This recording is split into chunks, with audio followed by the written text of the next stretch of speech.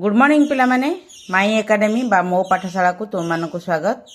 आज आम पंचम श्रेणी सामाजिक विज्ञान जोटा कि तुम बहिर ना अच्छी आम विचित्र विषय बा आम चतुर्पार्श्वर पृथ्वी से ही बहिर पाठ 6 जहाँकि अच्छी केतेक अनन्य स्थान यहीटू आज आम पढ़ा बुझिपार कौन देती देखीदे। चल प्रत्येक पेज रीडिंग करवा आ बुझा तापर पर पेज को जीवा। तेबे पाठ पढ़ा आरंभ करिया पूर्व मु तुम मान को एतिकी कहूची जे वीडियोटी को शेष पर्यंत देखिबो। वीडियोटी भल लागिले लाइक आ शेयर करदेव। आ चैनल जदि प्रथम तेरे चैनल टी को तुम सब्सक्राइब करदेव।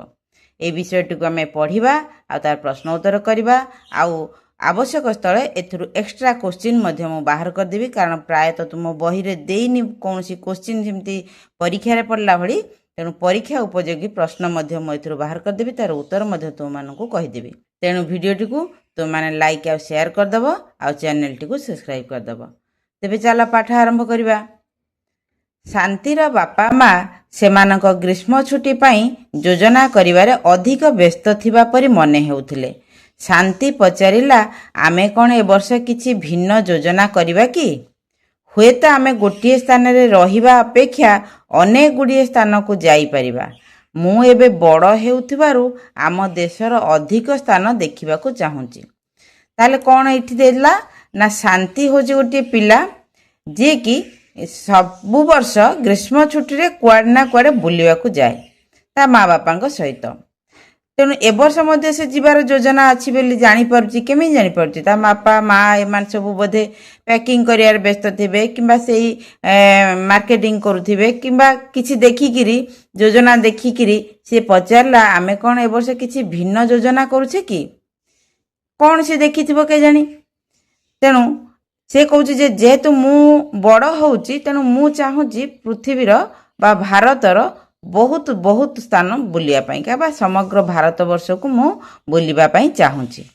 सेठु बापा माँ हसी हसी की कहिले शांति तोर इच्छा हुए तो पूरण होई पारे। एथर आमर बड़ योजना अछि। भारतर दक्षिण प्रांतरु आरंभ करी केतेक विभिन्न स्थान को यात्रा करिबा।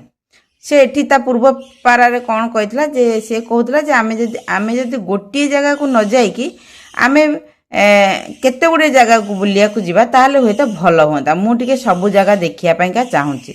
तार बापा माँ से हसी हसी कहले तोर इच्छा पूर्ण बोधे हब ए वर्ष आमे दक्षिण भारत यात्रा आमर आरंभ करिबा।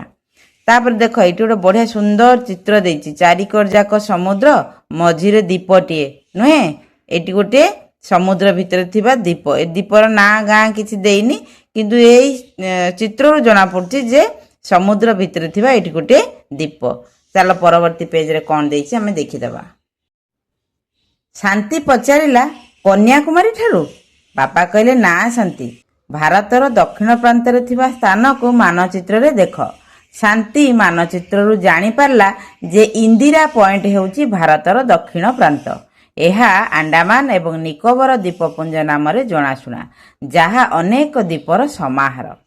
ताले एठी कौन हैला जेतबे बापा और मामा कहले जे आमे दक्षिण भारत रु आरंभ करिबा। शांति जानिथिला जे भारतर दक्षिण दिगरे कन्याकुमारी अछि जोठी कि हमर अरब सागर बंगोपसागर और भारत महासागर तीनटा को मिसी जाइछि। तेणु से कहला कोठू कन्याकुमारी ठारू? बापा कहले ना ना ना शांति कन्याकुमारी ठारू नुहे बा तू मैप देखे भारतर मैप देखे भल भाव जानी पारिबु जे भारतर दक्षिण भाग कोठी अछि बेली।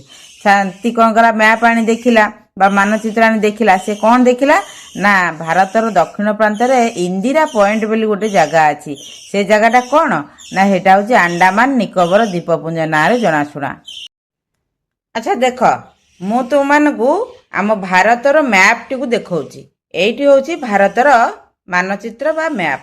तेणु देखि पारथुबो तुम माने बड़ मैपटा अछि तेणु देखिया पाई का टिके असुविधा होची। तबे तुम माने जानी पारथुबो एथुर एठी होची हमर भारतर मैप बोली कि देख एटा होची हमर भारतर मानचित्र बुझी पारछ। एठी इंडिया बोली लेखा आइची। तेणु एई भारतर मानचित्र रे से माने कोठी जाउचंती ना दक्षिण भारत। देख दक्षिण भारतर से कहउथला कोटा ना आमे कन्याकुमारी जीवा बोली। कन्याकुमारी रा लास्ट पॉइंट हमर कन्याकुमारीटा ना नहीं ଏଠି ଲେଖା ହେଇଛି କନ୍ୟାକୁମାରୀ। ଦେଖ ଏଠି ତୁମେ ଦେଖିପାରୁଥିବ, ଏଠି କନ୍ୟାକୁମାରୀ ଲେଖା ହେଇଛି। ସେ ଭାବିଥିଲା ଦକ୍ଷିଣ ପ୍ରାନ୍ତ କହିଲେ ଏଇଟା, କିନ୍ତୁ ବାପା କହିଲେ ତୁ ଭଲ ଭାବରେ ମ୍ୟାପ୍ଟିକୁ ଦେଖେ ଭାରତର ଦକ୍ଷିଣ ପ୍ରାନ୍ତରେ କିଏ ଅଛି ବୋଲିକି। ସେ ଦେଖିଲା ଦକ୍ଷିଣ ପ୍ରାନ୍ତରେ କନ୍ୟାକୁମାରୀ ଅଛି। ତାପରେ ଧୀରେ ଧୀରେ ଧୀରେ ଧୀରେ ସେ ମ୍ୟାପ୍ଟାକୁ ଦେଖିଲା ଦକ୍ଷିଣ ଦିଗରେ ଆଉ କ'ଣ ଅଛି ନା ଏଠି ଦେଖ, ଏଠି ଅଛି ଆଣ୍ଡାମାନ ନିକୋବର ଦ୍ୱୀପପୁଞ୍ଜ। ଦେଖ ଶାନ୍ତି କ'ଣ କଲା, ଦେଖିଲା ଭଲ ଭାବରେ ମ୍ୟାପ୍ଟିକୁ ଦେଖିଲା। ଦେଖିଲା କ'ଣ ନା ଭାରତର ଦକ୍ଷିଣରେ ଆଉ ଗୋଟିଏ ଜିନିଷ ଅଛି। କ'ଣ ନା ଆଣ୍ଡାମାନ ନିକୋବର। ଦେଖିପାରୁଛ ଏଠି ଅନେକ ଗୁଡ଼ିଏ ଦ୍ୱୀପ ଅଛି। ତୁମମାନେ ଜାଣିପାରୁଥିବ ଏସବୁ ହେଉଛି ଗୋଟେ ଗୋଟେ ଦ୍ୱୀପ। ଚାରିକର ଯାକ ଆମର ପାଣି ଅଛି, ତା ମଝିରେ ସ୍ଥଳଭାଗ ଅଛି, ସେଇଟିକୁ ଦ୍ୱୀପ କୁହାଯାଏ। ତେଣୁ ଦେଖ ଦ୍ୱୀପପୁଞ୍ଜ ଗୁଡ଼ିକ ଏଠି ନର୍ଥ ଆଣ୍ଡାମାନ, ମିଡିଲ ଆଣ୍ଡାମାନ, ସାଉଥ ଆଣ୍ଡାମାନ। ଆଣ୍ଡାମାନର କ୍ୟାପିଟାଲ ହେଲା ପୋର୍ଟ ବ୍ଲେୟାର, ଲିଟିଲ ଆଣ୍ଡାମାନ। ତା ସହିତ ତୁମମାନେ ଦେଖିପାରୁଥିବ ଏଠି ଛୋଟ ଛୋଟ ଦ୍ୱୀପ, କେତେ ଦ୍ୱୀପ, ସେ ଦ୍ୱୀପ ଗୁଡ଼ିକର ନାଁ ମଧ୍ୟ ଅଛି। ତେଣୁ ଏଇଠୁ ହିଁ ସେମାନେ ଯାତ୍ରା ଆରମ୍ଭ କରିବେ ବୋଲିକି ସ୍ଥିର କଲେ। ବୁଝିପାରୁଛ, ଆମର ଏଇ ଆଣ୍ଡାମାନ ନିକୋବର ଦ୍ୱୀପପୁଞ୍ଜଟା କୋଉଠି ଅଛି ନା ବେ ଅଫ୍ ବେଙ୍ଗଲ, ମାନେ ବଙ୍ଗୋପସାଗର ମଝିରେ ଅଛି। ଏଇଟା ହେଲା ଆଣ୍ଡାମାନ। ଆଣ୍ଡାମାନ ନିକୋବର ଆଇସଲ୍ୟାଣ୍ଡ ଲେଖା ହେଇଛି। ଆଣ୍ଡାମାନ ଏତିକ, ନିକୋବର ଏଠି। ଦେଖିପାରୁଥିବ ନିକୋବର ଲେଖା ହେଇନି, ନିକୋବର ଆଇସଲ୍ୟାଣ୍ଡ ବୋଲିକି। ଲିଟିଲ ନିକୋବର, ଗ୍ରେଟ୍ ନିକୋବର, ଆଉ ଏଇଟା କ'ଣ ହେଲା ନିକୋବର ଆଇସଲ୍ୟାଣ୍ଡସ। ଏଠି ମଧ୍ୟ ଛୋଟିଆ ଛୋଟିଆ ଛୋଟିଆ ଛୋଟିଆ ବହୁତ ଗୁଡ଼ାଏ ଦ୍ୱୀପ ଅଛି। ବୁଝିପାରୁଛ, ତେଣୁ ଏଇଠି ରହିଲା ଆମର ଆଣ୍ଡାମାନ ଆଉ ନିକୋବର ଦ୍ୱୀପପୁଞ୍ଜ ରହିଲା ଆମର କୋଉଠି ନା ବଙ୍ଗୋପସାଗରରେ, ବେ ଅଫ୍ ବେଙ୍ଗଲରେ। ଦେଖିପାରୁଛ ବେ ଅଫ୍ ବେଙ୍ଗଲ, ଏଇଟା ହେଲା ବଙ୍ଗୋପସାଗରରେ। ସେମିତି ଆରବ ସାଗରରେ ମଧ୍ୟ ଲାକ୍ଷା ଦ୍ୱୀପପୁଞ୍ଜ ଅଛି। ଦେଖ ଏଠି ଲେଖା ହେଇଛି ଲାକ୍ଷା ଦ୍ୱୀପପୁଞ୍ଜ, ଏଠି ମଧ୍ୟ ଏଇଟା ହେଉଛି ଆରବ ସାଗର ଭିତରେ। ତେଣୁ ଭାରତର ଏସବୁ ମଧ୍ୟ ନିଜର ଭାରତ କଣ୍ଟ୍ରୋଲରେ ଏଇ ଯେଉଁ ଦ୍ୱୀପ ଗୁଡ଼ିକ ରହିଛି। ତେବେ ଏଇଠୁ ହିଁ ସେ ଦକ୍ଷିଣରୁ ସେ ଆରମ୍ଭ କରିବ, ମାନେ ଆଣ୍ଡାମାନ ନିକୋବର ଦ୍ୱୀପପୁଞ୍ଜରୁ ସେମାନେ ଆରମ୍ଭ କରିବେ ବୋଲି ଯାତ୍ରା ସ୍ଥିର କଲେ। ଏକ ଦ୍ୱୀପ ହେଉଛି ଏକ ସ୍ଥଳଭାଗ। ଦ୍ୱୀପ କ'ଣ, ଦ୍ୱୀପପୁଞ୍ଜ କ'ଣ ସେଟା ଶୁଣ। ଏକ ଦ୍ୱୀପ ହେଉଛି ଏକ ସ୍ଥଳଭାଗ ଯାହାର ଚାରିପାଖ ଜଳ ଦ୍ୱାରା ଘେରି ରହିଥାଏ। ଭାରତର ଚାରିପାଖରେ ସମୁଦ୍ରରେ 1000ରୁ ଅଧିକ ଦ୍ୱୀପ ରହିଛି। ଚାରିପାଖ ନୁହେଁ, ଭାରତର 3 ପାଖ, କାରଣ ଭାରତର 3 ପଟରେ ଜଳଭାଗ ଅଛି ଓ ଉତ୍ତର ପଟରେ ଆମର ହିମାଳୟ ପର୍ବତମାଳା ଅଛି। ତେଣୁ ଏଠି ମଧ୍ୟ ଭୁଲ, ପ୍ରତି ପେଜରେ ତୁମମାନେ ଭୁଲ ପାଇପାରିବ। ତେଣୁ ଭାରତର 3 ପାଖରେ ଥିବା ସମୁଦ୍ର ବଙ୍ଗୋପସାଗର, ଆରବ ସାଗର, ଭାରତ ମହାସାଗର, ସମୁଦ୍ର ଭିତରେ ଅନେକ ଦ୍ୱୀପ ତୁମେ ପାଇପାରିବ। ଆଉ ଯୋଉଠି କେତେ ଗୁଡ଼ିଏ ଦ୍ୱୀପ ଏକାଠି ରହିଯାଇଥାଏ ତାକୁ ଦ୍ୱୀପପୁଞ୍ଜ ବୋଲି କୁହାଯାଏ। ତାପରେ କ'ଣ ଦେଲା, ଖୋଜି ଦେଖ କେଉଁ ସମୁଦ୍ରରେ ଆଣ୍ଡାମାନ ଓ ନିକୋବର ଦ୍ୱୀପପୁଞ୍ଜ ଅବସ୍ଥିତ। ତୁମମାନଙ୍କୁ ମୁଁ ଦେଖେଇଲି ବଙ୍ଗୋପସାଗରରେ, ବଙ୍ଗୋପସାଗର ଭିତରେ ଆଣ୍ଡାମାନ ଆଉ ନିକୋବର ଦ୍ୱୀପପୁଞ୍ଜ ଅଛି ବୋଲିକି। ତୁମେ ଜାଣିଥିବା ଅନ୍ୟ ଦ୍ୱୀପପୁଞ୍ଜର ନାମ ଲେଖ। ମୁଁ ତୁମକୁ ଆଉ ଗୋଟେ ଦ୍ୱୀପପୁଞ୍ଜ ଦେଖେଇଲି କୋଉଠି, ଆରବ ସାଗର ଭିତରେ, ଲାକ୍ଷା ଦ୍ୱୀପପୁଞ୍ଜ। ତେଣୁ ତୁମେ ଏଠି ଲାକ୍ଷା ଦ୍ୱୀପପୁଞ୍ଜର ନାଁ ଲେଖିଦେବ। ତାପରେ ଦେଲା ଭାରତର ଦ୍ୱୀପପୁଞ୍ଜ। ସେମାନେ ଆଣ୍ଡାମାନ ଓ ନିକୋବର ଦ୍ୱୀପପୁଞ୍ଜର ରାଜଧାନୀ ବିଜୟପୁରମରୁ ଯାତ୍ରା ଆରମ୍ଭ କରିଥିଲେ।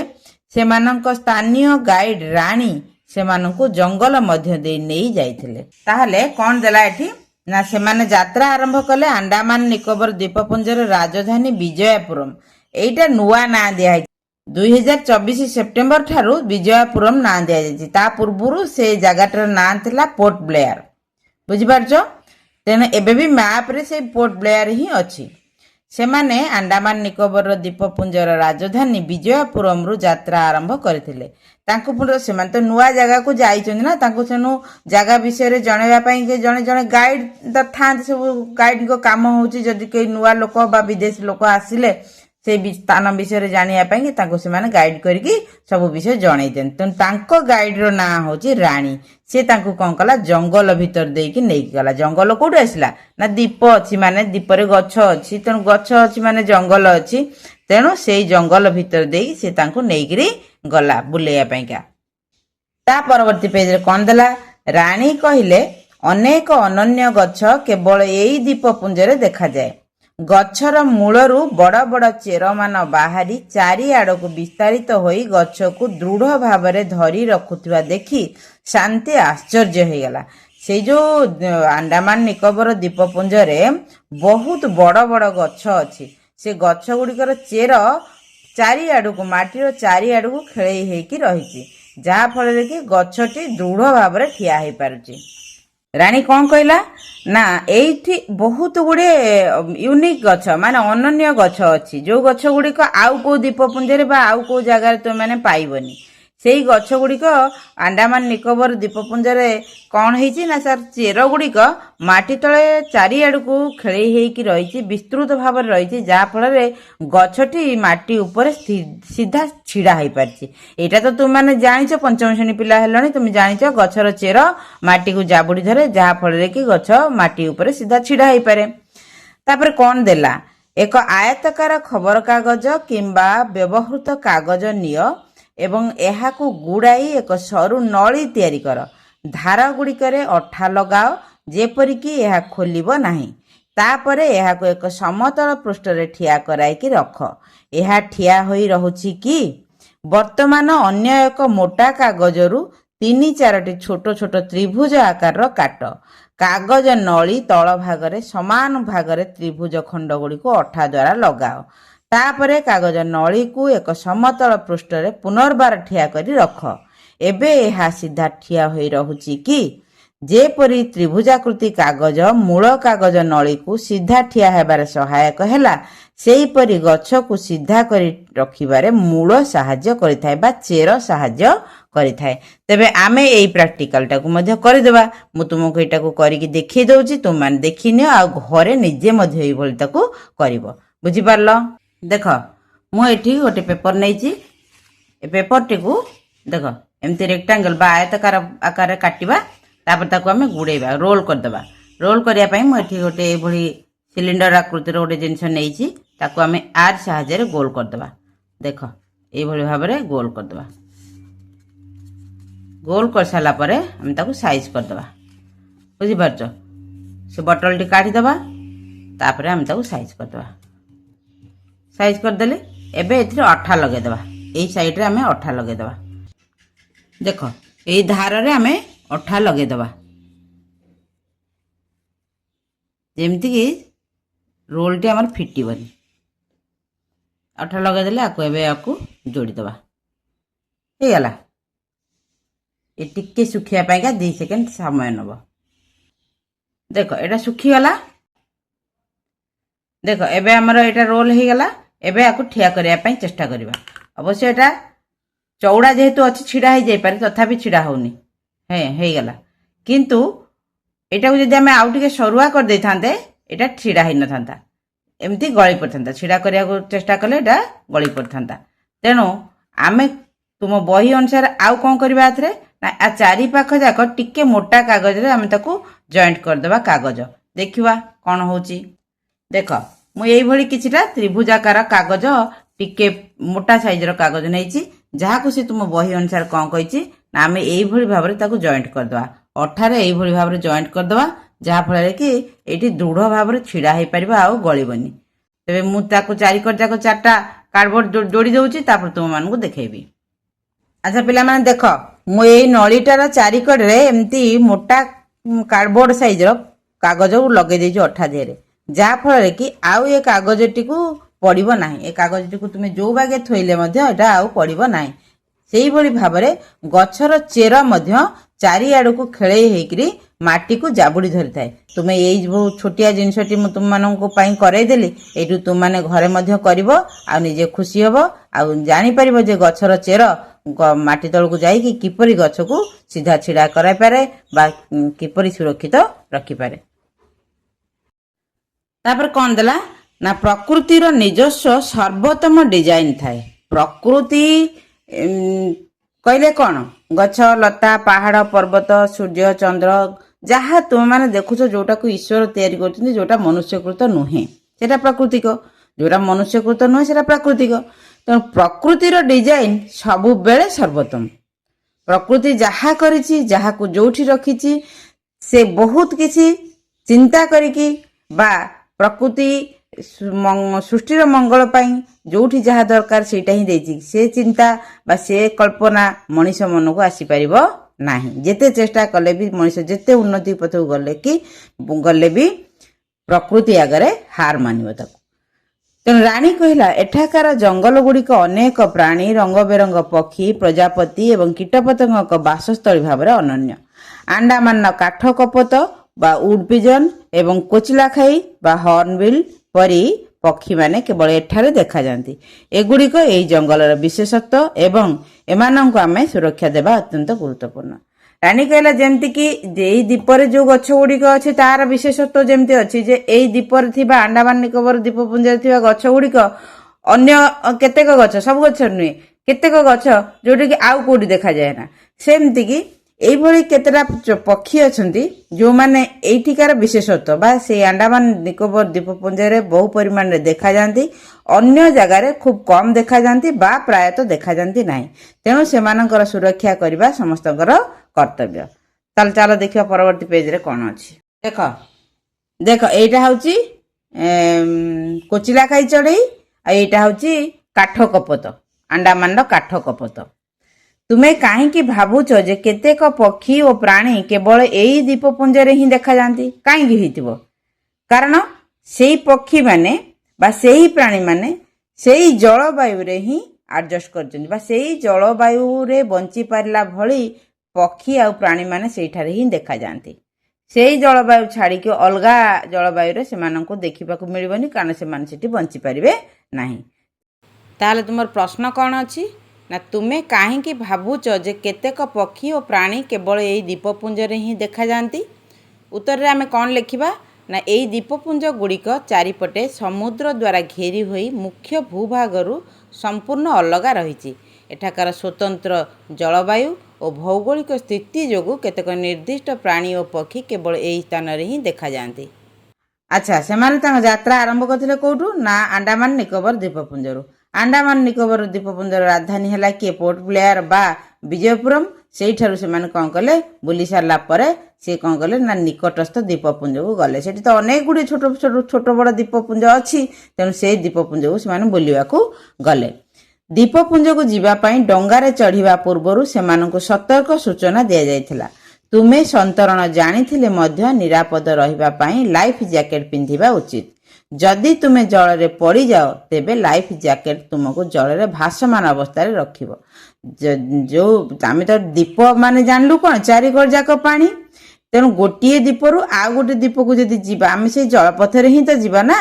ତେଣୁ ଆମେ ଯେତେବେଳେ ଜଳପଥରେ ଯାଉଛୁ ବା ଡଙ୍ଗାରେ ଯାଉଛୁ, ଡଙ୍ଗାରେ ବସିବା ପୂର୍ବରୁ ଆମକୁ ଲାଇଫ୍ ଜ୍ୟାକେଟ୍ ପିନ୍ଧିବାକୁ ପଡ଼ିବ। ବାଇଚାନ୍ସ ଯଦି ତୁମେ ପାଣିରେ ପଡ଼ିଗଲ ତାହେଲେ ଲାଇଫ୍ ଜ୍ୟାକେଟ୍ ସାହାଯ୍ୟରେ ତୁମେ ପାଣିରେ ଭାସିକି ରହିବ, ପାଣିରେ ବୁଡ଼ିବନି। ତୁମକୁ ଉଦ୍ଧାରକାରୀ ଦଳ ଯାଇକି ତୁମକୁ ଉଦ୍ଧାର କରିବେ। ସେଇଟା ହେଉଛି କମ୍ପଲସରି ସେଠି ଲାଇଫ୍ ଜ୍ୟାକେଟ୍ ପିନ୍ଧିବା। ସେଥିପାଇଁ ଆଉ ଅନେକ ଅନ୍ୟାନ୍ୟ ବିପଦ ପାଇଁ ତୁମମାନଙ୍କୁ ମଧ୍ୟ ସେଠି ବିପଦ ସଂକେତ ବା ବିଭିନ୍ନ ପ୍ରକାର ସତର୍କ ସୂଚନା ତୁମମାନଙ୍କୁ ଜଣାଇ ଦିଆଯାଏ। ତେଣୁ ସେମାନେ ଲାଇଫ୍ ଜ୍ୟାକେଟ୍ ପିନ୍ଧିଲେ, ତାପରେ ବାହାରିଲେ ବୁଲିବା ପାଇଁକା। ତାପରେ ଏଠି କ'ଣ ଦେଲା ନା, ତୁମ ପସନ୍ଦର ମାଛ କିମ୍ବା ସାମୁଦ୍ରିକ ଜୀବର ଚିତ୍ର ଆଙ୍କ କିମ୍ବା ତା ବିଷୟରେ ଲେଖ। ତୁମ ଯେଉଁ ମାଛକୁ ପସନ୍ଦ କର, ସମୁଦ୍ରରେ ରହୁଥିବା ସାର୍କ, ତିମି ଏମାନଙ୍କ ଭିତରୁ କିମ୍ବା ସାମୁଦ୍ରିକ କଙ୍କଡ଼ା, ଏ ଯେଉଁ ଜଳଚର ଜୀବ ତୁମର ପସନ୍ଦ ତାର ଚିତ୍ର ଏଠି ତୁମେ ଆଙ୍କିବ। ତେବେ ଚାଲ ପରବର୍ତ୍ତୀ ପେଜକୁ ଯିବା। କ'ଣ ଦେଲା ନା, ସମୁଦ୍ରରେ ମିଳୁଥିବା ଅତି କମ୍ରେ 3ଟି ଜୀବନ୍ତ ପ୍ରାଣୀଙ୍କ ନାମ ଲେଖ। ମିଳୁଥିବା ନୁହେଁ, ଏଟା ଦେଖାଯାଉଥିବା। ଜୀବନ୍ତ ପ୍ରାଣୀ କିଏ? ସାର୍କ ହେଇପାରିବ, ତିମି ହେଇପାରିବ, କୁମ୍ଭୀର ହେଇପାରିବ କିମ୍ବା ହ୍ୱେଲ୍ ହେଇପାରିବ। ବିଭିନ୍ନ ପ୍ରକାର ମାଛଙ୍କର ନାଁ ଲେଖିପାରିବ ତୁମେ। ରାଣୀ ସେମାନଙ୍କୁ ସାମୁଦ୍ରିକ ବ୍ୟାଖ୍ୟା କେନ୍ଦ୍ରକୁ ନେଇଗଲା। ଏଇଠି ଗୋଟେ ଏକ୍ଜିବିସନ୍ ହଲ୍, ଯେଉଁଠିକି ବିଭିନ୍ନ ପ୍ରକାର ଚିତ୍ର, ମଡେଲ ଆଉ ବିଭିନ୍ନ ସୂଚନା ମଧ୍ୟ ଥାଏ। ଯେଉଁମାନେ ଯାଆନ୍ତି ସେଠି ବୁଲିବା ପାଇଁକା ସେମାନେ ସମୁଦ୍ର ବିଷୟରେ ବିଭିନ୍ନ ତଥ୍ୟ ସେଠି ବୁଝିପାରନ୍ତି। ଆଉ ସେଠିକାର ଗଛ, ସେଠିକାର ଜୀବଜନ୍ତୁ ସେମାନଙ୍କ ବିଷୟରେ ମଧ୍ୟ ସେଇ ସାମୁଦ୍ରିକ ବ୍ୟାଖ୍ୟା କେନ୍ଦ୍ରକୁ ଗଲେ ସେମାନେ ଜାଣିପାରିବେ। ଯାହାକି ଗୋଟେ ନୂଆ ଜିନିଷ, ଆମେ ନୂଆ ଜାଗାକୁ ଯାଇଛେ, ନୂଆ ଜିନିଷ ଜାଣିବା, ସେଠିକାର ପରିବେଶ, ସେଠିକାର ଜୀବଜନ୍ତୁ, ସେଠିକାର ଜଳବାୟୁ ଏସବୁ ବିଷୟରେ, ସାମୁଦ୍ରିକ ଜୀବ ଏମାନଙ୍କ ବିଷୟରେ ଆମେ ଜାଣିବା ନିହାତି ଦରକାର। ତେଣୁ ସେଗୁଡ଼ିକୁ ସାମୁଦ୍ରିକ ବ୍ୟାଖ୍ୟା କେନ୍ଦ୍ର ବା ଏକ୍ଜିବିସନ୍ ଏମିତି କରାଯାଇକିରି ଗୋଟେ ହଲ୍ କରାଯାଇକି ସେଠି ବିଭିନ୍ନ ପ୍ରକାର ତଥ୍ୟ ରଖାଯାଇଛି। ଯେଉଁମାନେ ବି ବୁଲିବାକୁ ଯାଆନ୍ତି ସେଠିକି ସାମୁଦ୍ରିକ ବ୍ୟାଖ୍ୟା କେନ୍ଦ୍ରକୁ ଯାଆନ୍ତି ଆଉ ସେଇ ଏରିଆ ବିଷୟରେ ବିଭିନ୍ନ ତଥ୍ୟ ସଂଗ୍ରହ କରିକି ଆସନ୍ତି। ତାହେଲେ ସେ କ'ଣ ଦେଲା? ରାଣୀ ସେମାନଙ୍କୁ ସାମୁଦ୍ରିକ ବ୍ୟାଖ୍ୟା କେନ୍ଦ୍ରକୁ ନେଇଗଲେ।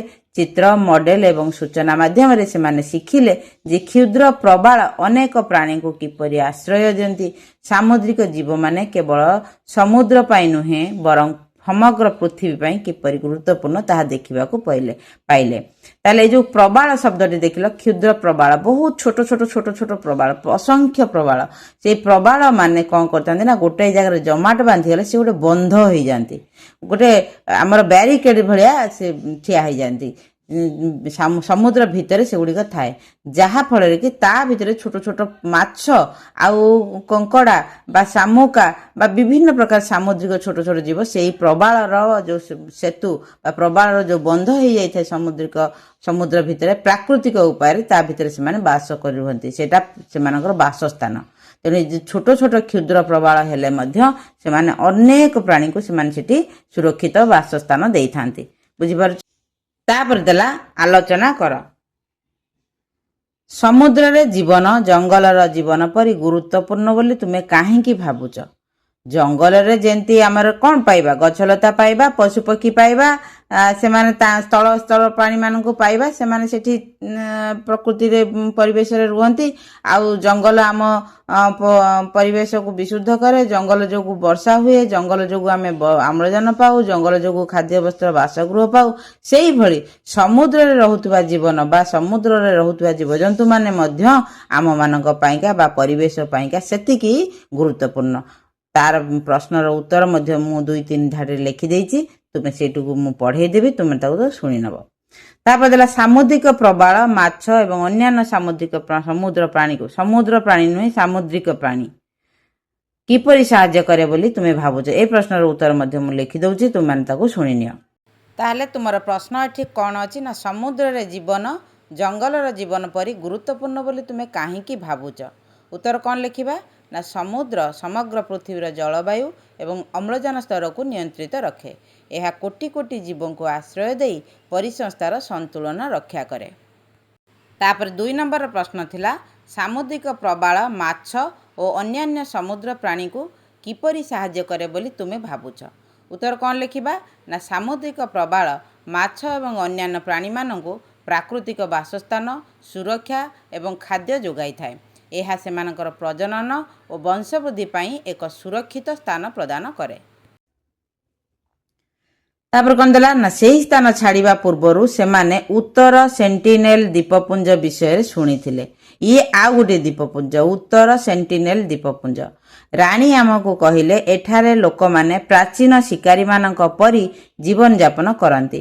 ସେ ପୁଣି କହିଲେ ଭ୍ରମଣକାରୀ ଆସନ୍ତୁ ବୋଲି ସେମାନେ ଚାହାନ୍ତି ନାହିଁ, ତେଣୁ କାହାକୁ ସେଠାକୁ ଯିବାକୁ ଅନୁମତି ମିଳେ ନାହିଁ। 2004 ମସିହାରେ ଏହି ଅଞ୍ଚଳରେ ସୁନାମି ଆସିଥିଲା, ମାତ୍ର ସେମାନେ ବଞ୍ଚି ଯାଇଥିଲେ। ସମ୍ଭବତଃ ପବନ, ସମୁଦ୍ରର ଗତି ଏବଂ ପ୍ରାଣୀଙ୍କ ଆଚରଣରେ ପରିବର୍ତ୍ତନ ଭଳି ପ୍ରାକୃତିକ ସଂକେତ ଦେଖି ସେମାନେ ରକ୍ଷା ପାଇଯାଇଥିଲେ। ପ୍ରକୃତି ସହିତ ସେମାନଙ୍କର ଗଭୀର ସମ୍ପର୍କ ହୁଏତ ସେମାନଙ୍କୁ ସୁରକ୍ଷିତ ରଖିବାରେ ସାହାଯ୍ୟ କରିଥାଇପାରେ। ତାହେଲେ ଏଠି କ'ଣ ଦେଲା ନା ଯେତେବେଳେ ସେମାନେ ସେ ସ୍ଥାନ ଛାଡ଼ିଲେ, ସମୁଦ୍ରରେ ଯେତେ ଦ୍ୱୀପପୁଞ୍ଜ ଅଛି ସେମାନେ ତ ଚେଷ୍ଟା କରୁଛନ୍ତି ନା, ସେ ଯାଇଛନ୍ତି ଗୋଟେ ଜାଗାରେ ନ ରହିକି ବିଭିନ୍ନ ଜାଗା ସବୁ ବୁଲିକି ଦେଖିବା ପାଇଁକା। ଗୋଟାଏ ଦ୍ୱୀପପୁଞ୍ଜ ସରିଲା, ଆଉ ଗୋଟେ ଦ୍ୱୀପପୁଞ୍ଜ ଯିବେ, ବୁଲିବେ, ସେ ବିଷୟରେ ତଥ୍ୟ ସଂଗ୍ରହ କରିବେ। ଏଇଭଳି କଲା ପରେ ସେମାନେ ସେ ସ୍ଥାନ ଛାଡ଼ିବା ପୂର୍ବରୁ ଉତ୍ତର ସେଣ୍ଟିନେଲ ଦ୍ୱୀପପୁଞ୍ଜ ବିଷୟରେ ଶୁଣିଥିଲେ। ସେମାନେ ଯିବା ପୂର୍ବରୁ ମ୍ୟାପ୍ ସବୁ ଦେଖିକି ଯେକୌଣସି ଜାଗାକୁ ଯଦି ଯେଉଁମାନେ ଲଙ୍ଗ ଜର୍ଣ୍ଣିଂ କରନ୍ତି ସେମାନେ ସେଠିକାର ଜାଗା ବିଷୟରେ, ସେଠିକାର ହୋଟେଲ ବିଷୟରେ, ସେଠିକାର ମାନେ ରହିବା ପାଇଁକା ସ୍ଥାନ, ଖାଇବା ପାଇଁକା ଜିନିଷ ବା ସେଠି ଦେଖିବାକୁ କ'ଣ ଅଛି ସେସବୁ ବିଷୟରେ ସୁବିସ୍ତୃତ ତଥ୍ୟ ସଂଗ୍ରହ କରିକିରି ଲୋକମାନେ ଯାଆନ୍ତି ବୁଲିବା ପାଇଁକା। ତେଣୁ ସେମାନେ ମଧ୍ୟ ଯାଇଥିଲେ। ତେଣୁ ସିଏ ଜାଣିଥିଲେ ଯେ ଉତ୍ତର ସେଣ୍ଟିନେଲ ଦ୍ୱୀପପୁଞ୍ଜ ଗୋଟିଏ ସେଠି ଅଛି ବୋଲି। ସେମାନେ ରାଣୀଙ୍କୁ କହିଲେ ଯେ ଆମେ ସେଠିକି ଯିବା ବୋଲି। ରାଣୀ ତାଙ୍କୁ କହିଲା ଯେ ଏଠାରେ ଲୋକମାନେ ପ୍ରାଚୀନ ଶିକାରୀମାନଙ୍କ ପରି ଜୀବନଯାପନ କରନ୍ତି। ଆମର ପୂର୍ବପୁରୁଷମାନେ ବା ଆମ ପୂର୍ବରୁ ଯେତେବେଳେ ମଣିଷ ବଣ ମଣିଷ ହୋଇକି ଥିଲା ସେତେବେଳେ ଯେମିତି ଜୀବନଯାପନ କରୁଥିଲା, ଶିକାର କରିକି ପଶୁପକ୍ଷୀମାନଙ୍କୁ ମାରିକିରି ଖାଉଥିଲା, ତା ପାଖରେ ବସ୍ତ୍ର ନଥିଲା ପିନ୍ଧିବା ପାଇଁ, ଘର ନଥିଲା ରହିବା ପାଇଁ, ସେଇଭଳି ଭାବରେ ଏଠିରେ ଯେଉଁ ଲୋକମାନେ ରହୁଛନ୍ତି ଉତ୍ତର ସେଣ୍ଟିନେଲ ଦ୍ୱୀପପୁଞ୍ଜରେ ଯେଉଁ ଲୋକମାନେ ରହୁଛନ୍ତି ସେଇଭଳି ଭାବରେ ଜୀବନଯାପନ କରୁଛନ୍ତି। ତାଙ୍କୁ କିଏ ଦେଖୁ, ତାଙ୍କ ପାଖକୁ କିଏ ଆସୁ, ସେ ସ୍ଥାନକୁ କିଏ ଯାଉ, ସେମାନେ କୌଣସି ମତେ ଚାହାନ୍ତି ନାହିଁ। ହୁଏତ ସେମାନେ ସେଠିକି ଆଉ କିଏ ଗଲେ ସେମାନେ ତାଙ୍କୁ ମାରିଦିଅନ୍ତି ବା ନିଜେ ଲୁଚି ଯାଆନ୍ତି ବା ଅସ୍ତବ୍ୟସ୍ତ ହୋଇପଡ଼ନ୍ତି। ସେ ପୁଣି କହିଲା ଯେ ଭ୍ରମଣକାରୀ ଆସନ୍ତୁ ବୋଲି ସେମାନେ ଚାହାନ୍ତି ନାହିଁ, ତେଣୁ କାହାକୁ ସେଠିକୁ ଯିବାକୁ ଅନୁମତି ମିଳେ ନାହିଁ। ସେଠିକି କୌଣସି ପ୍ରକାର ଭ୍ରମଣକାରୀ ମାନେ ଯାଆନ୍ତି ନାହିଁ। 2004 ମସିହାରେ ଗୋଟେ ସୁନାମି ଆସିଥିଲା, ଭୟଙ୍କର ସୁନାମି ଆସିଥିଲା। ସେ ଦ୍ୱୀପପୁଞ୍ଜଟା ପୁରା ବୁଡ଼ି ଯାଇଥିଲା, କିନ୍ତୁ ସେମାନେ ବଞ୍ଚି ଯାଇଥିଲେ। କେମିତି ବଞ୍ଚିଲେ? ଯେହେତୁ ସେମାନେ ସେଇ ଦ୍ୱୀପପୁଞ୍ଜରେ ରହୁଛନ୍ତି, ସେଠିକାର ପାଣିପାଗ, ସେଠିକାର ସମୁଦ୍ରର ଗତି, ସମୁଦ୍ର ବିଷୟରେ ମାନେ ସମୁଦ୍ରର ଯେଉଁ ପରିବର୍ତ୍ତନ ହୁଏ ତାର ପ୍ରାକୃତିକ ଉପାୟରେ, ପୂର୍ଣ୍ଣିମା ହେଲା, ଅମାବାସ୍ୟା ହେଲା, ପବନ ହେଲା, ଝଡ଼ ହେଲା, ସେସବୁ ସମୟରେ ସମୁଦ୍ର କିଭଳି ରୂପ ତାର ବଦଳାଏ ସେସବୁ ସହିତ ସେମାନେ ପରିଚିତ ଥିଲେ। ତା ପ୍ରାକୃତିକ ବିପର୍ଯ୍ୟୟ ଆସିଲେ ମଣିଷକୁ ଜଣା ପଡ଼ୁ କି ନ ପଡ଼ୁ, କିନ୍ତୁ ପ୍ରାଣୀମାନଙ୍କୁ ଜଣା ପଡ଼ିଯାଏ। ସେମାନଙ୍କର ଆଚରଣରେ ପରିବର୍ତ୍ତନ ଦେଖାଯାଏ। କେତେକ ପ୍ରାଣୀ ଭୂମିକମ୍ପ ହେବାର ସୂଚନା ଆଜି ପର୍ଯ୍ୟନ୍ତ କେହି ବି ପୂର୍ବ ସୂଚନା ପୂର୍ବାନୁମାନ କରାଯାଇ ପାରିନାହିଁ, କିନ୍ତୁ ଭୂମିକମ୍ପର ସୂଚନା ପ୍ରାଣୀମାନଙ୍କୁ ଜଣାପଡ଼େ। ତ ପ୍ରାଣୀମାନଙ୍କର ଲକ୍ଷଣରୁ ଦେଖିକି ଗୋଟିଏ ସେକେଣ୍ଡ 2 ସେକେଣ୍ଡ ବା ଭିତରର କଥା ହେଉ ପଛେ ପ୍ରାଣୀମାନଙ୍କ ଆଚରଣ ଦେଖିକି ମଣିଷ ଅନୁମାନ କରିପାରେ ଯେ କିଛି ଗୋଟେ ଅଘଟଣ ଘଟିବ, କିନ୍ତୁ ଅବଶ୍ୟ ସେ ଅଘଟଣ ଘଟିବା ଭାବିଲା ବେଳକୁ ଅଘଟଣ ଘଟି ସାରିଥାଏ। ଏତେ କ୍ୱିକଲି ହୁଏ ଭୂମିକମ୍ପର ଭୟାବହତା, କିନ୍ତୁ ପ୍ରାଣୀମାନଙ୍କୁ ସେସବୁ ବାବଦରେ ସାମାନ୍ୟ ଜଣାପଡ଼େ ବା ପ୍ରାଣୀମାନଙ୍କ ଆଚରଣରେ ସେଭଳି ପରିବର୍ତ୍ତନ ଦେଖାଯାଏ। ତେଣୁ ଏହି ପ୍ରାଣୀମାନଙ୍କ ଆଚରଣରେ ପରିବର୍ତ୍ତନ ହେଉ କିମ୍ବା ପବନର ବେଗ ହେଉ, ସମୁଦ୍ରର ଗତି ହେଉ, ଏସବୁ ସହିତ ସେଠିକାର ରହୁଥିବା ଲୋକମାନେ ଯେହେତୁ ସମ୍ପୂର୍ଣ୍ଣ ଭାବରେ ପରିଚିତ, ସେ ଦୃଷ୍ଟିରୁ ସେମାନେ ବଞ୍ଚି ଯାଇଥିବେ। ଗଭୀର ସମୁଦ୍ରରୁ ଯେତେବେଳେ ସୁନାମି ଯାଇଛି ସେମାନେ ହୁଏତ ଗଛ ଫଛ ଉପରକୁ ଚଢ଼ି ଯାଇଥିବେ, କୌଣସି ପ୍ରକାର ହେଉ ସେମାନେ ତାଙ୍କ ଜୀବନ ବଞ୍ଚାଇ ଦେଇଛନ୍ତି। ବୁଝିପାରୁଛ? ତାପରେ ସେ କ'ଣ ଦେଲା? ସେମାନଙ୍କ ଜ୍ଞାନ ଉତ୍ତର ସେଣ୍ଟିନେଲ ଦ୍ୱୀପର ଲୋକମାନଙ୍କୁ କିପରି ସୁରକ୍ଷିତ ରଖିବାରେ ସାହାଯ୍ୟ କରିଥିବ ବୋଲି ତୁମେ ଭାବୁଛ? ଠିକ୍ ଏଇ ଉତ୍ତର, ଆଉ କିଛି ଅଧିକା ଉତ୍ତର ନାହିଁ। ତେବେ ପ୍ରଶ୍ନ କ'ଣ ଅଛି ନା ସେମାନଙ୍କ ଜ୍ଞାନ ଉତ୍ତର ସେଣ୍ଟିନେଲ ଦ୍ୱୀପର ଲୋକମାନଙ୍କୁ କିପରି ସୁରକ୍ଷିତ ରଖିବାରେ ସାହାଯ୍ୟ କରିଥିବ ବୋଲି ତୁମେ ଭାବୁଛ? ଉତ୍ତରରେ କ'ଣ ଲେଖିବା ନା ପ୍ରକୃତି ସହ ନିବିଡ଼ ସମ୍ପର୍କ ଯୋଗୁଁ ସେମାନେ ପବନର ଗତି, ସମୁଦ୍ରର ଢେଉ ଏବଂ ପଶୁପକ୍ଷୀଙ୍କ ଆଚରଣରେ ପରିବର୍ତ୍ତନ ଭଳି ପ୍ରାକୃତିକ ସଂକେତକୁ ବୁଝିପାରିଥିଲେ। ଏହି ପାରମ୍ପରିକ ଜ୍ଞାନ ସେମାନଙ୍କୁ ସୁନାମି ଆସିବା ପୂର୍ବରୁ ସତର୍କ କରାଇ ସୁରକ୍ଷିତ ସ୍ଥାନକୁ ଯିବାରେ ସାହାଯ୍ୟ କରିଥିଲା। ଏହି ଯାତ୍ରା ପୂର୍ବରୁ ଶାନ୍ତି କେବଳ ଟେଲିଭିଜନରେ ଦ୍ୱୀପପୁଞ୍ଜ ଦେଖିଥିଲା। ଆଣ୍ଡାମାନ ଏବଂ ନିକୋବର ଦ୍ୱୀପପୁଞ୍ଜ ପରିଦର୍ଶନ କରିବା ପରେ ସେ ବହୁତ କିଛି ଶିଖିଲା। ଦ୍ୱୀପପୁଞ୍ଜ ଗୁଡ଼ିକ ବୈଚିତ୍ର୍ୟରେ ପରିପୂର୍ଣ୍ଣ ଏବଂ ସେଗୁଡ଼ିକୁ ଆମେ ଯତ୍ନ ଓ ସମ୍ମାନ କରିବାର ଆବଶ୍ୟକତା ରହିଛି। ମା କହିଲେ ଯେ ସେମାନେ ବିଜୟପୁରମରୁ ଜାହାଜରେ କୋଲକାତା ଯିବେ ଏବଂ ସେଠାରୁ ସୁନ୍ଦରବନ ଯିବେ। ଆଚ୍ଛା, ଶାନ୍ତି ଏଠି କ'ଣ କହିଲା ଯେ ଯେତେବେଳେ ସେ ଆଣ୍ଡାମାନ ନିକୋବର ଦ୍ୱୀପପୁଞ୍ଜ ଯାଇନଥିଲା ସେ କହିଲା ମୁଁ କେବଳ ଟେଲିଭିଜନରେ ଦ୍ୱୀପପୁଞ୍ଜ ଦେଖିଥିଲି। ସେ ଫିଲ୍ମରେ ହେଉ, କାର୍ଟୁନରେ ହେଉ, ଗପରେ ହେଉ, ସେ ଟେଲିଭିଜନରେ ହିଁ ଦେଖିଥିଲା ଦ୍ୱୀପପୁଞ୍ଜ ଗୁଡ଼ିକ। କିନ୍ତୁ ଯେତେବେଳେ ପ୍ରାକ୍ଟିକାଲି ସେ ନିଜେ ସେ ଜାଗାକୁ ଗଲା, ସେଠି ବିଭିନ୍ନ ଜିନିଷ ଦେଖିଲା, ପ୍ରକୃତିର ବିଭିନ୍ନ ରୂପ ଦେଖିଲା, ସେ ବହୁତ ଖୁସି ହେଇଗଲା ଆଉ ବହୁତ କିଛି ଜିନିଷ ଶିଖିଲା ମଧ୍ୟ। ସେ ଶିଖିଲା ଆଉ କହିଲା ଯେ ଏମାନଙ୍କର ଯତ୍ନ ଆଉ ସମ୍ମାନ ନିହାତି ଆବଶ୍ୟକ। ଏଠିକାର ଯେଉଁ ପ୍ରାକୃତିକ ପରିବେଶର ସୁରକ୍ଷା କରିବା, ତାର ଯତ୍ନ ନେବା ଆଉ ଏଠିକାର ଲୋକ ବା ପ୍ରାଣୀମାନଙ୍କୁ ଯେଉଁମାନେ ବଞ୍ଚିଛନ୍ତି ସେମାନଙ୍କର ସୁରକ୍ଷିତ ରଖିବା ସମସ୍ତଙ୍କ ପାଇଁକା ନିତ୍ୟାନ୍ତ ଆବଶ୍ୟକ।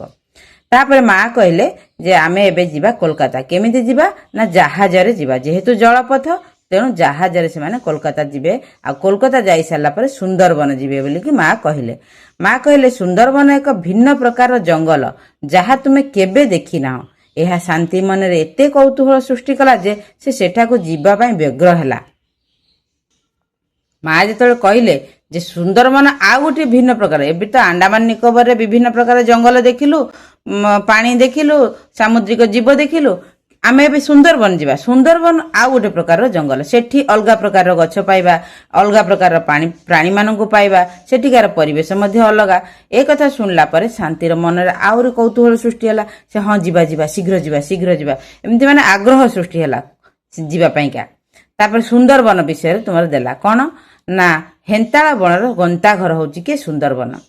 କଲିକତାରେ କିଛି ସମୟ ରହିବା ପରେ ସେମାନେ ସୁନ୍ଦରବନରେ ପହଞ୍ଚିଲେ, ଯାହା ବିଶ୍ୱର ସର୍ବବୃହତ ହେନ୍ତାଳ ବଣ। ଗଙ୍ଗା ନଦୀର ମୁହାଣରେ ଏହି ବଣ ଦେଖାଯାଇଥାଏ। ଏହାର ଭୂମି ସନ୍ତସନ୍ତିଆ ଓ ଲୁଣିଆ। ବିଶେଷତଃ ହେନ୍ତାଳ ଗଛଗୁଡ଼ିକ ଏଠି ଆର୍ଦ୍ର ଓ ଲୁଣିଆ ଭୂମିରେ ବଢ଼ିଥାନ୍ତି। ଆଚ୍ଛା, ଏ ଯେଉଁ ହେନ୍ତାଳ ବଣ ଯିଏକି ସମୁଦ୍ରର ଉଚ୍ଚ ଉଚ୍ଚ ଢେଉକୁ ପ୍ରତିରୋଧ କରି ସେ ପରିବେଶକୁ ସୁରକ୍ଷା ଦେଇଥାଏ, ସେହି ହେନ୍ତାଳ ବଣର ଗନ୍ତାଘର ହେଉଛି ସୁନ୍ଦରବନ। କେବଳ ସେ ବଣକୁ ରକ୍ଷା କରିନଥାଏ, ଯେହେତୁ ବଣ ସୁରକ୍ଷିତ, ହେନ୍ତାଳ ବଣ ଯୋଗୁଁ ସୁନ୍ଦରବନ ସୁରକ୍ଷିତ ରହିଥାଏ, ତା ପାଖକୁ ଲାଗିଥିବା ସ୍ଥଳଭାଗ ଯେଉଁଠି ମଣିଷମାନେ ବାସ କରନ୍ତି ତାହା ମଧ୍ୟ ସୁରକ୍ଷିତ ରହିଥାଏ କେବଳ ଏହି ହେନ୍ତାଳ ବଣ ପାଇଁକା। ହେନ୍ତାଳ ବଣ ବଞ୍ଚିବା ପାଇଁକା କ'ଣ କ'ଣ ଦରକାର? ତାହେଲେ ଏଠି କ'ଣ ଦେଲା ନା ଏଇ ଯେଉଁ ହେନ୍ତାଳ ବଣ ଯେଉଁଟାକି ସୁନ୍ଦରବନ ସହିତ ସେଠିକାର ସେଇ ସୁନ୍ଦରବନ ଆଉ ତାକୁ ଲାଗିକି ଥିବା ସ୍ଥଳଭାଗକୁ ସୁରକ୍ଷା ଦେଉଛି। ସେ ହେନ୍ତାଳ ବଣ କେଉଁଭଳି ପରିବେଶରେ ବଢ଼ିଥାଏ ନା ଆର୍ଦ୍ର ଆଉ ଲୁଣିଆ ଭୂମି, ତାର ଜଳବାୟୁ ରହିବ ଆର୍ଦ୍ର ଆଉ ଭୂମି ରହିବ ଲୁଣିଆ।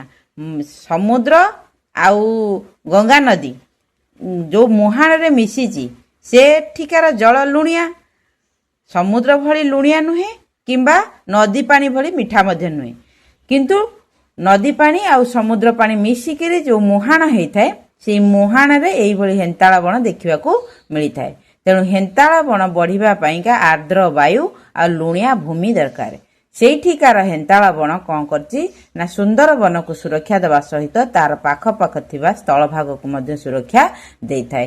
ଏତେ ଏତେ ବଡ଼ ଉଚ୍ଚା ଗଛ ହେଇଥିବାରୁ ସମୁଦ୍ରର ଢେଉ ତାକୁ କ୍ରସ୍ କରିକି ସ୍ଥଳଭାଗକୁ ଆସିପାରେ ନାହିଁ। ତାହେଲେ ସେ ସେଇଆ ଲେଖିଲା ଯେ କଲିକତାରେ କିଛି ସମୟ ରହିବା ପରେ ସେମାନେ ସୁନ୍ଦରବନରେ ପହଞ୍ଚିଲେ, ଯାହା ବିଶ୍ୱର ସର୍ବବୃହତ ହେନ୍ତାଳ ବଣ।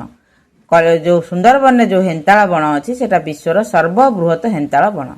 ଗଙ୍ଗା ନଦୀର ମୁହାଣରେ ଏହି ବଣ ଦେଖାଯାଇଥାଏ। ଏହାର ଭୂମି ସନ୍ତସନ୍ତିଆ ଆଉ ଲୁଣିଆ, ଯେହେତୁ ମାନେ ମୁହାଣ ଜାଗା ତେଣୁ ସନ୍ତସନ୍ତିଆ ମାନେ କାଦୁଆ ଅଛି, ଶୁଖିଲା ନୁହେଁ କି ସମ୍ପୂର୍ଣ୍ଣ ପାଣି ନୁହେଁ, କାଦୁଆ ଅଛି ସନ୍ତସନ୍ତିଆ ଜାଗାରେ ଆଉ ଲୁଣିଆ ଭୂମିରେ ସେଟା ଗଛ ହେଇଥାଏ। ତାପରେ କ'ଣ ଦେଲା ନା ଓଡ଼ିଶାର କେଉଁ ସ୍ଥାନରେ ହେନ୍ତାଳ ବଣ ଅଛି? କୋଉଠି ଅଛି? ଆମର ଭିତରକନିକାରେ ଅଛି ହେନ୍ତାଳ ବଣ। ଓଡ଼ିଶାର କେନ୍ଦ୍ରାପଡ଼ା ଜିଲ୍ଲାର ଭିତରକନିକାରେ ଅଛି ହେନ୍ତାଳ ବଣ।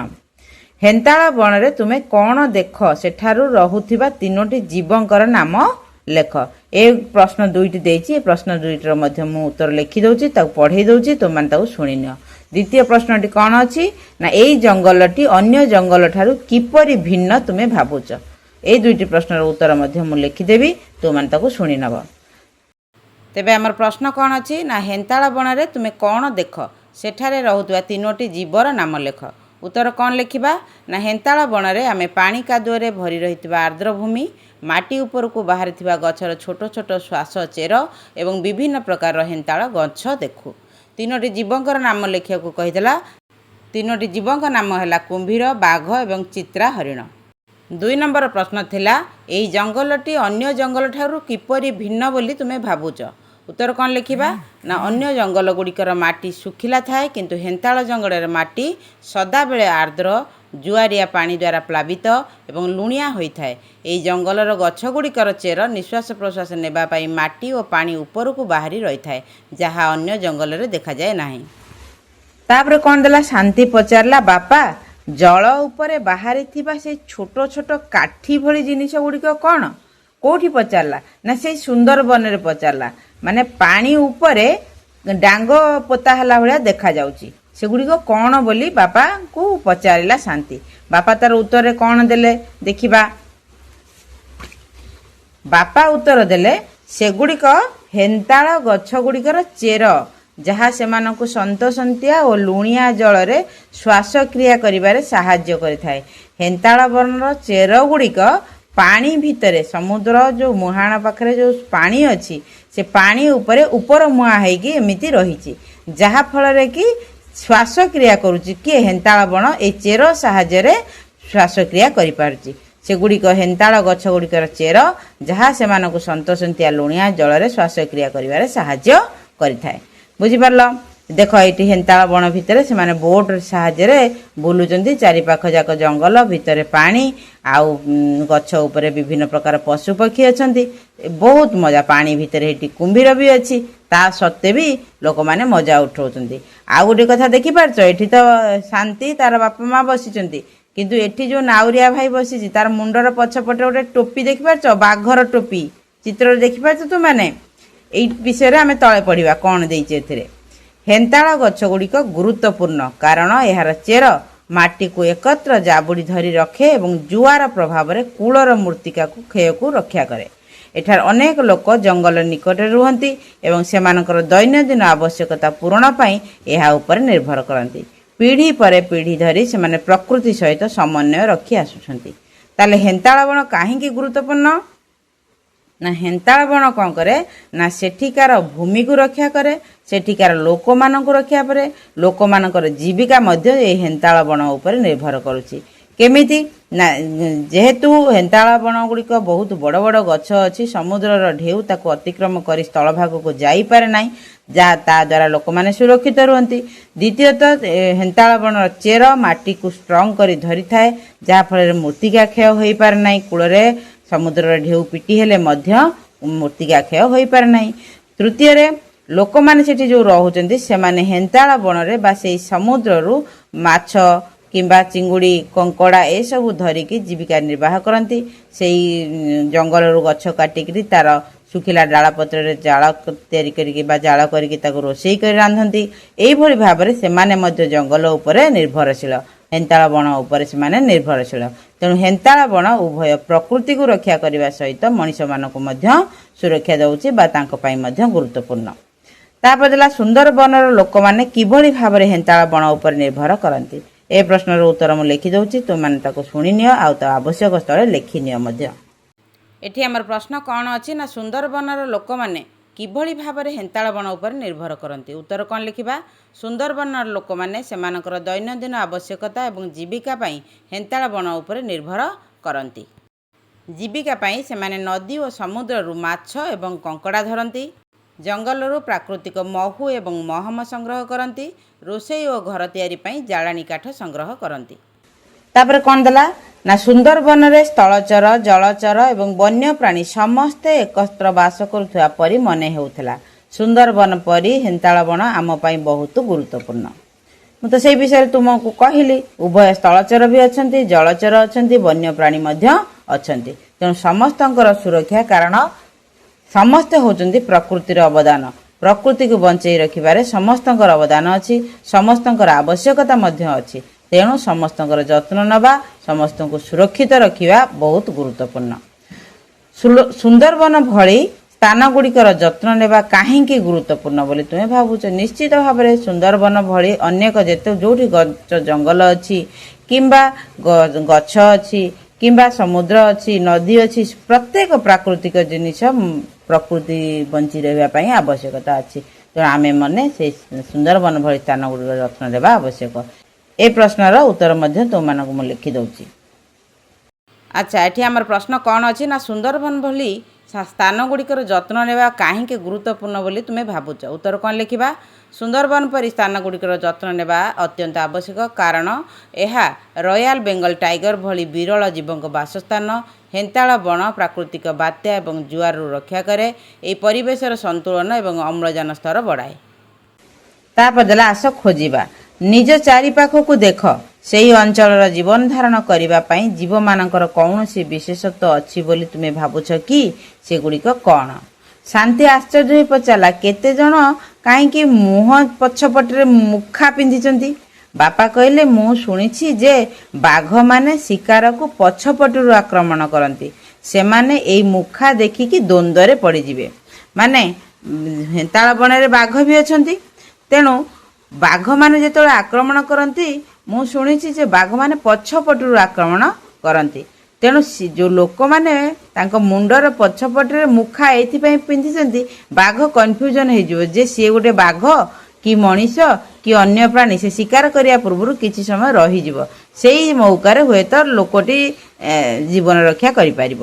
ସେଥିପାଇଁକା ସେମାନେ ମୁଖା ପଛପଟରେ, ମୁହଁର ପଛପଟରେ, ମୁଣ୍ଡର ପଛପଟରେ ପିନ୍ଧିଥାନ୍ତି, ଯେଉଁଟାକି ତୁମମାନଙ୍କୁ ପୂର୍ବ ପେଜରେ ମୁଁ ଦେଖେଇଲି। ଉତ୍ତର ପୂର୍ବ ଭାରତ, ସବୁଜ ପାହାଡ଼ ଓ ମହାନ ପରମ୍ପରା। ସେମାନେ ଦକ୍ଷିଣ ଭାରତରୁ ବାହାରି ଆସିଲେ, ଏବେ ଯିବେ କୁଆଡ଼େ ନା ଉତ୍ତର ପୂର୍ବ ଭାରତ। ସୁନ୍ଦରବନ ଛାଡ଼ିବା ପରେ ଶାନ୍ତି ଓ ତାଙ୍କ ପରିବାର ଭାରତର ଉତ୍ତର ପୂର୍ବ ଆଡ଼କୁ ଯାତ୍ରା ଆରମ୍ଭ କଲେ। बापा पचारे आमे जहाकू उत्तर पूर्व भारत कहू सिक्किम सहित 7टी राज्य को 7 भौणी कह जाए बोली तुम्हें जानिछ कि उत्तर पूर्व भारत को राज्य को नहीं अच्छी ना 7टा राज्य सिक्किम सहित आउ 6टी मिसेले 7टा राज्य तांको 7 भौणी बोली कह जाए से राज्य गुड़िकर ना कौन तुम मैंने जानिछ शुण मु कहूँ से गुड़िक राज्यर ना कौन गोटे सेठी अच्छी 7 सिस्टर्स हिल बहुत सुंदर अवर्णनीय ताकू भाषा रे वर्णना करी हबनी से सुंदरता को तेणु से जो 7टी राज्य किए किए हेले ना आसाम अरुणाचल प्रदेश मणिपुर मेघालय मिजोराम नागालैंड आउ त्रिपुरा यही 7टा राज्य को लेकिन आम भारतर उत्तर पूर्व भाग अवस्थित शांति उत्साहित हो कहला हाँ मु पूर्व श्रेणी रे जानी तुम्हें उत्तर भारतर 7टी राज्यर नाम कहीपर कि एटी से जो 7टी राज्य मो ना कहली आसाम अरुणाचल प्रदेश मणिपुर मेघालय मिजोराम नागालैंड आउ त्रिपुरा से गुड़ी तुम ये लिखिदेव ताल परवर्ती पेज रे कौन अच्छी देखीदबा एठी गोटे चित्र देछि देख चित्र रे दुई जण नाचुचंती एठी जणे कोन तयारी करचंती एठी कोन जिंस सब बिक्री होउची बुझी पारछ ए चित्र देखि तुम माने जानि पारछबो एठी सब को राज्य हेइथिबो बोली कि ए नृत्य कोठिकार एटा होची आसाम रो नृत्य ए बिहू नृत्य एटा बुझी पारछ तबे तुम एठी कोन देला ना चित्रटी देख बाजार रे बिक्री होउथि तीनोटी जिनिस को चिन्हट कर एठी कोन एठी बोतल आचार बिक्री होउची ना कोन आउ टोकेई बिक्री होउची आउ कोन सब बिक्री होउची पोशाक बिक्री होउची उपरोक्त चित्र रु या केउ पर्व चिन्हि पारछ एटा होची बिहू पर्वर चित्र घर गुड़िक कहीं बाउंश रे तैयारी होइति बोली तुमे भाबुछ ना नागालैंड आसाम एठी सब बहु परिमाण रे बाउंश मिले नागालैंड त्रिपुरा मेघालय मणिपुर एगुड़ाकर बहुत बाउंश मिले से लोक मैंने बाउंश रे घर तैयारी करिकी रही थांती आउ सेही बाउंश तैयारी घरे रहिबा पाइका बहु पर्यटक माने जांती सेठी बुझि पारछ सेठी भड़ा देकी सेठी रुहंती आउ सेमानकर खाइबा पीबा से तो सब पर्यटक मानक पाइका सेटा होची तांकर बिजनेस उत्तर पूर्व भारतर लोक मानकर सेटा होची बिजनेस जो पर्यटक माने जांती सेमानकर खाइबा पीबा रहिबा व्यवस्था से माने कर दियंती आ ता प्रतिबदल रे पैसा नियंती सेटा ही तांकर रोजगार घर गुड़िक कहीं गला एटा गला 4 नंबर चित्र रे तुमे केउ प्राणी मानक देखुछ एठी किए किए अछंती हाथी अछंती आ एठी कोन कोचिला खाई चढ़ई भलिया देखा होची गोटे चढ़ई अछि आउ को पशु देखा जाउ नांती तापर कोन देला एई चित्र रु भारतर उत्तर पूर्व रे वास करथुवा लोक माने प्रकृति ऊपर निर्भरशील बोली किपरि जानुछ निश्चित भाव रे ए राज्यर लोक माने पहाड़ पर्वत घरा घंच जंगल भितर घर करी रहिचंती तेणु तांकर आवश्यकता ए जंगल रु ही से माने पूर्ण करंती आ जंगल को देखिया को जाउथुवा बा सेठिकार प्राकृतिक सौंदर्य को देखिबा को जाउथुवा पर्यटक मानक ठारो से माने निजर रोजगार करिथांती बुझि पाछ से मानक बुलेई देखैबा बा से मानकर खाइबा पीबा रहिबार व्यवस्था करेबा आ से सब थ्रु से माने रोजगार करथांती तापर देला भारतर उत्तर पूर्वांचल सौंदर्यमय जीवंत और सृजनशीलता रे परिपूर्ण एठाकार लोकमानकर जीवन प्रकृति सहित अंगांगी भावे जड़ित एही अंचलटी घंच जंगल चिरस्रोता नदी एवं विस्मयकर पशु और पक्षी मानकर आवास स्थल बयन और कारीगरी ठारू आरंभ करी संगीत नृत्य उत्सव पर्यंत जीवन प्रत्येक कार्य सेमानक चारि पाखरे थिबा पहाड़ जंगल एवं वन्य प्राणी सहित जड़ित यह एपरि एक स्थान जेउठारे संस्कृति एवं प्रकृति परस्पर ताल देई चलंती ताले एठी प्रकृतिर वर्णना कराइछि कौन भारतर उत्तर पूर्व अंचल रे जो सब राज्य गुड़िक रहा से राज्य गुड़िकर वर्णना पूरा माने वर्णना पाई शब्दकोश शब्द नहीं संपूर्ण सबुज सबुजिमा भरा प्रकृति भितर से माने रहउचंती सेठिकार लोक माने सेमानकर चिंताधारा सेतिकी उन्नत सेमाने सेतिकी विशुद्ध वायु पाउचंती सेमानकर संगीत नृत्य उत्सव सबु किछि तांकर से प्रकृति को सहित संश्लिष्ट प्रकृति सहित से जड़ित होइकि से प्रत्येकटी कार्य करती जीवन प्रत्येकटी कार्य प्रत्येकटी उत्सव प्रत्येकटी पर्व प्रत्येक घटना सबकि प्रकृति को लेकिन ही जड़ित प्रकृति सहित से जड़ित तेणु संस्कृति और प्रकृति से परस्पर ताल दे चलते से लोक मानकर मानसिकता खूब उच्च कोटीर से बहुत शांत स्वभाव किंतु जेतेबेले तांको प्रति किछि विपद आसे बा कौनसी आक्रमण तांको प्रति हबार संभावना था से माने बहुत भयंकर भी हेई पारंती बुझि पारछ तापर कोन देला ଜଙ୍ଗଲି ଲଙ୍କା ବା ଭୂତ ଜୋଲକିଆ ଜଙ୍ଗଲ ଲଙ୍କା ବା ଭୂତ ଜୋଲକିଆ ବିଶ୍ୱର ସବୁଠାରୁ ରାଗ ଲଙ୍କା ମଧ୍ୟରୁ ଗୋଟିଏ। ଏହା ଉତ୍ତର ପୂର୍ବ ଭାରତରେ ଉତ୍ପାଦନ କରାଯାଏ ଏବଂ ଏହାକୁ ଆଚାର ଓ ଚଟଣି କରିବା ସହିତ ଫସଲକୁ ହାତୀମାନଙ୍କ କବଳରୁ ରକ୍ଷା କରିବା ପାଇଁ ବ୍ୟବହାର କରାଯାଏ। এই যে ভূত জলকিয়া এটা বহুত রাগ লঙ্কা, এইটা সেই উত্তর পূর্ব অঞ্চলে দেখিବାକୁ মিলে বা উৎপাদন করা যায়। এটাকে আচার করা যায় কিংবা চটনি করে সেঠিকার লোক মানে বহুত রাগ প্রিয়, রাগ খাଆନ୍ତି। তা সহিত হাতী ମାନଙ୍କ কবଳରୁ ସୁରକ୍ଷା ଦେବା ପାଇଁ ଫସଲକୁ ସେମାନେ ଫସଲ ଚାରିକର ଯାକ ଏଇ ଯୋଉ ଲଙ୍କାକୁ ଲଗେଇଥିଲେ। ହାତୀ ମାନେ ଯଦି ପ୍ରଥମେ ପଶିବା ପୂର୍ବରୁ ଲଙ୍କା ଖାଇଲେ ତାହେଲେ ସେମାନେ ଫେରିଯିବେ, ରାଗ ତାଙ୍କୁ ଏତେ ହବ ଯେ ସେମାନେ ଫେରିଯିବେ। ବୁଝିପାରୁଛ? ତ ଫସଲକୁ ରକ୍ଷା କରିବା ପାଇଁ ଲୋକମାନେ এই ଭୂତ ଜୋଲକିଆ ର ରାଗ ଲଙ୍କା ଗୁଡ଼ିକୁ ଚାଷ କରିଥାନ୍ତି। ଏଠି ଦେଖ ଗୋଟେ ପ୍ରାକୃତିକ ପରିବେଶ, ଏଠି କେତେ ଜଣ ପିଲା ବସିଛନ୍ତି, ଜଣେ ମହିଳା ବସିଛନ୍ତି, ଗଛରେ ସେଠି ଏଇ ଯୋଉ ହାଡଗିଳା ପକ୍ଷୀ ବସିଛି, କଣ ଦେଇଛି ତା ତଳେ ଦେଖିବା।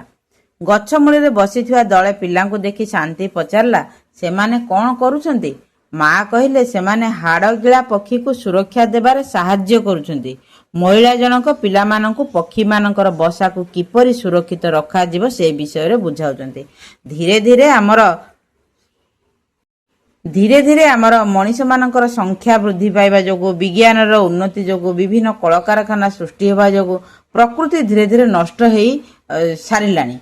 କିନ୍ତୁ ପଶୁପକ୍ଷୀ ମାନଙ୍କର ସଂଖ୍ୟା ମଧ୍ୟ ଲୋପ ପାଇଗଲାଣି। ଅନେକ କିଛି ପଶୁପକ୍ଷୀ ଯୋଉମାନଙ୍କର ବଂଶ ଲୋପ ପାଇଗଲାଣି। ତେଣୁ କିଛିଟା ପଶୁପକ୍ଷୀ ଯୋଉମାନେ ବଞ୍ଚିଛନ୍ତି, କେତେକ ପରିବେଶବିତ୍ ବା କେତେକ ପରିବେଶ ପ୍ରେମୀ ଯୋଉମାନେ ଗଛ ଆଉ ପଶୁପକ୍ଷୀ ମାନଙ୍କୁ ବଞ୍ଚେଇ ରଖିବା ପାଇଁ ଚାହୁଁଛନ୍ତି, ସେମାନଙ୍କର ସୁରକ୍ଷା ପାଇଁ ସେମାନେ ସଚେତନତାର ବାର୍ତ୍ତା ଲୋକମାନଙ୍କୁ ଜଣାଉଛନ୍ତି। ବିଭିନ୍ନ ପ୍ରକାର ଉପାୟରେ ସେମାନଙ୍କୁ ବଞ୍ଚେଇ ରଖିବା ପାଇଁ ଚେଷ୍ଟା କରୁଛନ୍ତି। ସେଇଭଳି ଭାବରେ এই ମହିଳା ଜଣକ ପିଲାମାନଙ୍କୁ କହୁଛନ୍ତି, ଏଇ ଯୋଉ ହାଡଗିଳା ପକ୍ଷୀ ଏମାନଙ୍କର ବଂଶ ବର୍ତ୍ତମାନ ଲୋପ ପାଇବାକୁ ବସିଲାଣି, ସେମାନଙ୍କ ସୁରକ୍ଷା ଦେବା ପାଇଁକା ବ୍ୟବସ୍ଥା କରିବା ପାଇଁ କହୁଛନ୍ତି। ତୁମେ କହିବ ହାଡଗିଳା ପକ୍ଷୀର ଆବଶ୍ୟକତା କଣ ଅଛି? ଯୋଉଠି ପଚାସଢା ଶବ, ମଲା ଜୀବଜନ୍ତୁଙ୍କ ଶବ ପଡିଥାଏ, ଏହି ହାଡଗିଳା ପକ୍ଷୀ ମାନେ ତାକୁ ଖାଇକି ପରିବେଶକୁ ଦୂଷିତ ହେବାରୁ ବଞ୍ଚେଇ ଦିଅନ୍ତି ଆଉ ପରିବେଶକୁ ପରିଷ୍କାର ରଖନ୍ତି। ତେଣୁ ପ୍ରତ୍ୟେକ ଜୀବଙ୍କର ଆବଶ୍ୟକତା ଅଛି, ପୃଥିବୀରେ ବଞ୍ଚିବା ପାଇଁ ଅଧିକାର ଅଛି, ପ୍ରକୃତିକୁ ବଞ୍ଚେଇ ରଖିବାର ଆବଶ୍ୟକତା ବି ତାଙ୍କର ଅଛି। ତେଣୁ ଆମେ କହିବାନି ଯେ ସିଏ ଆମକୁ କଷ୍ଟ ଦଉଛନ୍ତି ବା ଦେଖିବାକୁ ଅସୁନ୍ଦର ବା ଏତେ ଭୟଙ୍କର, ସେମାନଙ୍କର କିଛି ଆବଶ୍ୟକତା ନାହିଁ, କେବଳ ଆମେ ବଞ୍ଚିବୁ, ଅନ୍ୟମାନେ କେହି ବଞ୍ଚିବେନି। ନା, ପ୍ରକୃତିର ସନ୍ତୁଳନ ହେଇପାରିବ ନାହିଁ। ସମସ୍ତଙ୍କର ଆବଶ୍ୟକତା ଅଛି ବୋଲି ପ୍ରକୃତି ତାକୁ ସୃଷ୍ଟି କରିଛି। ତେଣୁ এই ମହିଳା ଜଣକ ପିଲାମାନଙ୍କୁ ସେଇ ଶିକ୍ଷା ଦଉଛନ୍ତି ଯେ ହାଡଗିଳା ପକ୍ଷୀ ମାନଙ୍କର କେମିତି ସୁରକ୍ଷା କରିବ। ଏ କଥା ଶୁଣି ସାରିଲା ପରେ ଶାନ୍ତି କଣ କହୁଛି ଚାଲ ଦେଖିବା ପରବର୍ତ୍ତୀ ପେଜରେ। ଶାନ୍ତି ସେହି ଦଳରେ ଯୋଗ ଦେଲା ଏବଂ ସମସ୍ତଙ୍କ ସାହାଯ୍ୟରେ ହାଡଗିଳା ପକ୍ଷୀଙ୍କର ସଂଖ୍ୟା କିପରି ବୃଦ୍ଧି ପାଉଛି ସେହି ବିଷୟରେ ଜାଣିଲା। ତାହେଲେ ସେଇ ପିଲାମାନଙ୍କ ସହିତ ଯାଇକି ଶାନ୍ତି ବସିଲା, ଆଉ ପିଲାମାନଙ୍କ କଥା ଶୁଣିଲା, ସେ ମହିଳା ଜଣକ ଯାହାକୁ ବୁଝାଉଛନ୍ତି ବୁଝିଲା, ଆଉ ସେଇ ହାଡଗିଳା ପକ୍ଷୀ ମାନଙ୍କର ବଂଶ ବୃଦ୍ଧି କିପରି କରାଯାଇ ପାରିବ ସେ ବିଷୟରେ ମଧ୍ୟ ଜାଣିଲା। ବୁଝିପାରିଲ? ତେବେ ପିଲାମାନେ ଏ ବିଷୟଟିକୁ ଆମେ ଦୁଇଟି ଭାଗରେ ଶେଷ କରିବା। ବଡ ବିଷୟଟା ଅଛି, ଏକାଦିନେ ସମାପ୍ତ ହେଇପାରିବନି। ତେଣୁ ତୁମମାନଙ୍କୁ ଆଜି ପାଇଁକା ଏତିକିରେ ବୁଝେଇ ଦଉଛି। ଆଶା କରୁଛି ତୁମମାନେ ଏ ବିଷୟଟିକୁ ଆଜି ଯେତିକି ପଢା ହେଲା ତୁମମାନେ ବୁଝିପାରିଥିବ ବୋଲି। ଆଉ ଯଦି ବୁଝିପାରିଥିବ ଆଉ ମୋର ପାଠ ପଢାଟି ତୁମମାନଙ୍କୁ ଭଲ ଲାଗିଥିବ, ତାହେଲେ ଭିଡିଓଟିକୁ ତୁମମାନେ ଲାଇକ୍ କରିଦେବ ଆଉ ସେୟାର କରିଦେବ। ଯଦି ପ୍ରଥମ ଥର ପାଇଁ ଚ୍ୟାନେଲଟିକୁ ଦେଖୁଥିବ, ତେବେ ଚ୍ୟାନେଲଟିକୁ ମଧ୍ୟ ସବସ୍କ୍ରାଇବ୍ କରିଦେବ। ଆଉ ଏକ ଭିଡିଓରେ ଆଉ ଏକ କ୍ଲାସରେ ଅବଶିଷ୍ଟ ଅଂଶ ଆମେ ପଢିବା। ସେ ପର୍ଯ୍ୟନ୍ତ ସୁସ୍ଥ ରୁହ, ସୁରକ୍ଷିତ ରୁହ, ଆଉ ସବୁଠାରୁ ବଡ଼ କଥା ହେଲା ପ୍ରକୃତିକୁ ବଞ୍ଚେଇ ରଖିବାରେ ନିଜର ଅବଦାନ ଦିଅ। ରହୁଛି। ଗଡ୍ ବ୍ଲେସ୍ ୟୁ।